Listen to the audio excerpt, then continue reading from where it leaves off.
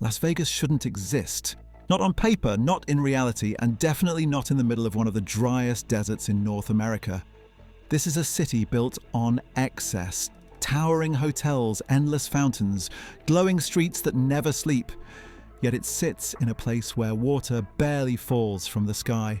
Just a few inches of rain a year, summers that melt asphalt, a landscape so hostile that most early settlers barely stopped long enough to unpack. And yet millions of people live here. Tens of millions more visit every year. The lights stay on, the pools stay full, the illusion never breaks.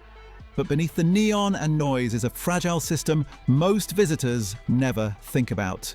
One wrong calculation, one extended drought, one political shift upstream, and the city's entire future starts to look a lot less certain. Because Las Vegas didn't survive by accident. It survived by making decisions no other city dared to make and pushing them to the limit. And to understand how this place came to life at all, you have to go back to a desert valley that everyone else ignored. Because this story doesn't start with casinos. It starts with land that was never meant to hold a city. Las Vegas sits inside the Mojave Desert, a region so dry and unforgiving that even survival feels negotiable. This is the same desert that houses Death Valley, just a short drive away, where the hottest temperature ever recorded on Earth scorched the ground more than a century ago. Rain almost never comes. On average, Las Vegas gets barely 4 inches a year, less than cities sitting on the edge of the Sahara. In 2020, the city went more than 200 straight days without a single drop falling from the sky. No storms, no relief, just heat and dust. Geography only makes it worse. Towering mountain ranges surround the valley, acting like walls that strip moisture from incoming storms. By the time clouds reach Las Vegas, they're empty. The desert wins every time. And water? The nearest real source sits roughly 30 miles away. No river runs through the city, no natural lake ever sustained it. For thousands of years, this valley remained almost untouched, written off as useless land with no future. Early settlers passed through. Most didn't stay. There was nothing here worth building on. No reason to believe a city could survive, let alone thrive. Which is what makes what happened next so hard to believe. Because Las Vegas didn't grow where conditions were favorable.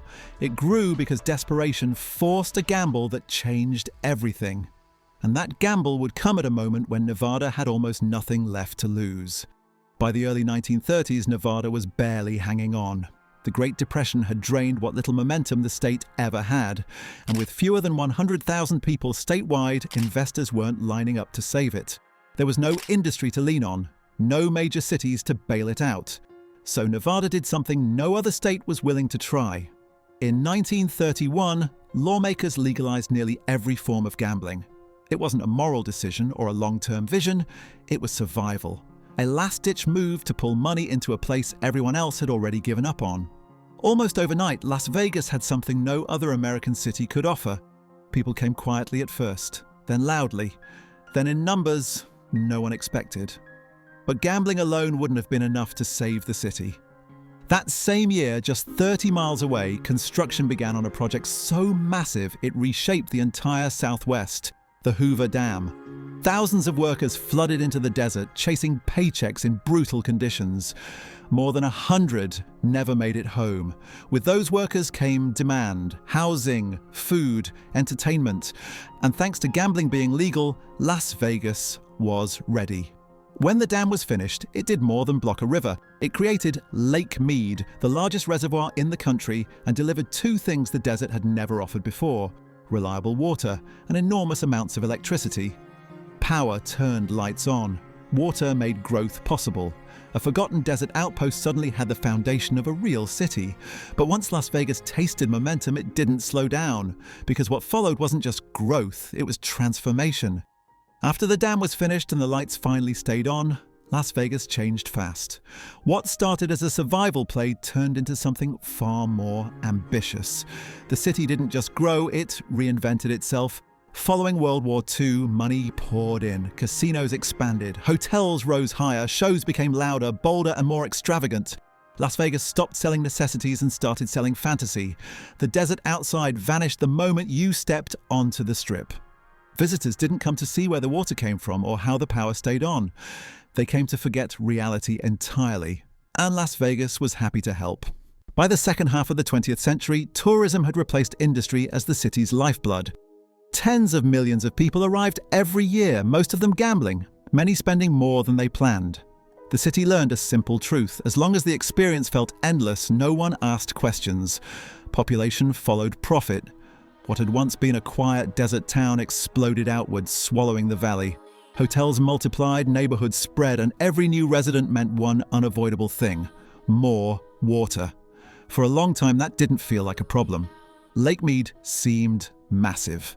The Colorado River felt dependable. Growth was celebrated, not questioned. But the system Vegas relied on had been built on assumptions made decades earlier, and those assumptions were about to collapse. Las Vegas doesn't survive on rain, and it never really has. Instead, the city survives on a river it barely controls, a river shared by millions of people across the Southwest. Nearly a century ago, 7 states sat down and divided up the Colorado River, promising each other water that, in hindsight, never truly existed.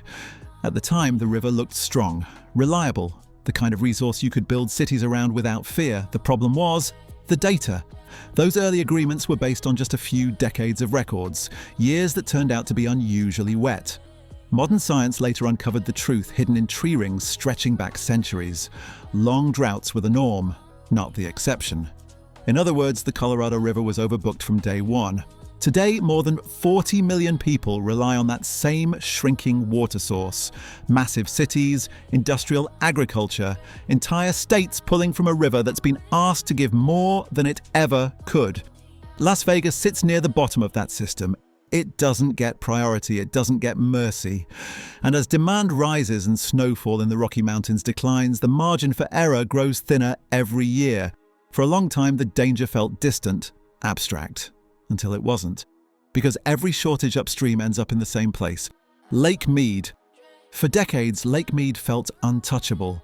It was massive, dependable, and always there when the desert needed it. From the surface, it looked like proof that Las Vegas had beaten its environment. But slowly, almost quietly, the water began to disappear. Year after year, the shoreline crept downward. A pale mineral stain etched itself into the canyon walls. The bathtub ring, marking how much had already been lost. In just over 20 years, the reservoir dropped nearly 200 feet. Boat ramps shut down. Marinas were dragged farther into the shrinking lake. Old structures resurfaced, exposing how far the water had fallen. Behind the scenes, the situation was even more serious. Hoover Dam depends on water pressure to generate electricity. As levels fall, power output drops. Push the reservoir low enough and the turbines go silent. That possibility changed everything. What once felt like a slow environmental issue became an immediate economic threat. Without that power, the costs ripple across the Southwest. Publicly, officials stayed calm. Privately, emergency thresholds were watched constantly. Because Lake Mead isn't just a water source. It's the buffer between Las Vegas and a crisis it can't afford. When people picture Las Vegas wasting water, they think of fountains, pools, and endless hotel showers. That assumption feels obvious, and it's completely wrong. Las Vegas survives because it treats water like a resource that never leaves the system. Every square foot demands constant watering, and once that water evaporates, it's gone for good. Unlike indoor use, it can't be captured or recycled. For years, those losses were tolerated. Growth mattered more than efficiency. But as Lake Mead kept dropping, that logic collapsed. Las Vegas made a move no major American city had ever attempted. Decorative grass was banned, lawns were ripped out and replaced with desert landscaping. Homeowners were paid to do it. Public spaces followed. What once symbolized comfort became a symbol of waste. The results were undeniable. Despite rapid growth, Las Vegas cut its overall water use and became one of the most water-efficient cities in the world. From the outside, it looked like a win, but efficiency has a ceiling. It doesn't create water. It only delays the moment when demand finally outruns supply. Las Vegas exists because it never accepted limits. When the desert said no, the city engineered a workaround. When water ran short, it learned how to reuse it. When growth demanded more, it pushed systems harder than anyone thought possible. In many ways, it worked. Las Vegas became proof that a city could survive in conditions that should have crushed it.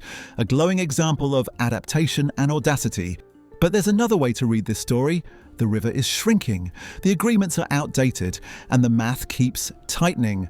The lights are real, the fountains are real, so is the risk beneath them. The desert has always been patient. It waits. And whether Las Vegas becomes a blueprint for the future or a warning carved into sand depends on how long the water holds on. Because even the brightest oasis is only as permanent as the river that feeds it. Let me know your thoughts in the comments below, and don't forget to like and subscribe if you've made it this far.